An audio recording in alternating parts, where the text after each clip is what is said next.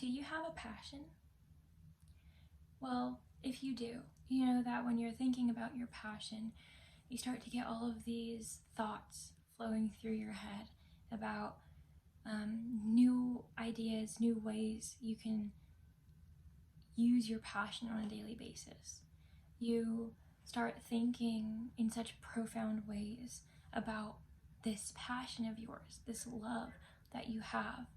And maybe you're talking about your passion to one of your friends or to someone you know in life, and you start just sharing your thoughts, thinking out loud. And as you do that and you're talking about your passion, your friend is like, oh my gosh, I would have never thought like that. Like your thinking is so out of the box. And you would be like, oh, I didn't even realize it. Maybe because it came naturally. That's a part of being clever. To me, I think being clever can come in different ways. I think that being clever can either be something that someone refers to as something positive or something negative. I think that for cleverness to be thought of in a positive way would be for something that's going to benefit you in life. And also, there's the negative part of being clever. There's deceit, there's lies, there's, I don't know, just different things like robbing banks and stuff like that.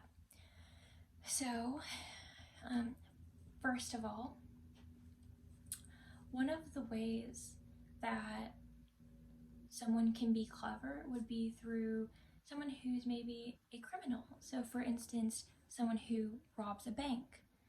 And that person who robs the bank, they have to think this plan very thoroughly and make sure that no one else can guess their plan, because they should be the only ones to know, because they're going to be the ones robbing the bank.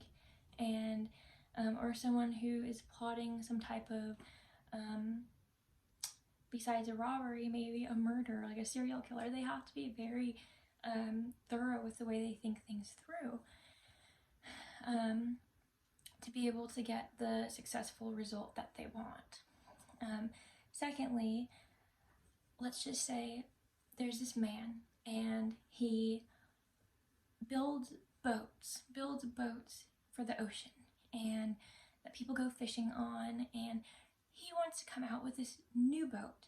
He wants to come out with something that's different from everyone else's boat. And so he has to be very clever. This would be one of the positive ways in which cleverness is shown.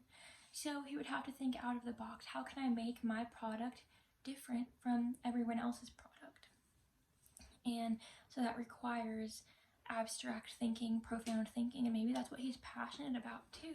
As I was mentioning in the very beginning, is that when you're passionate about something, you try every single way to make it work.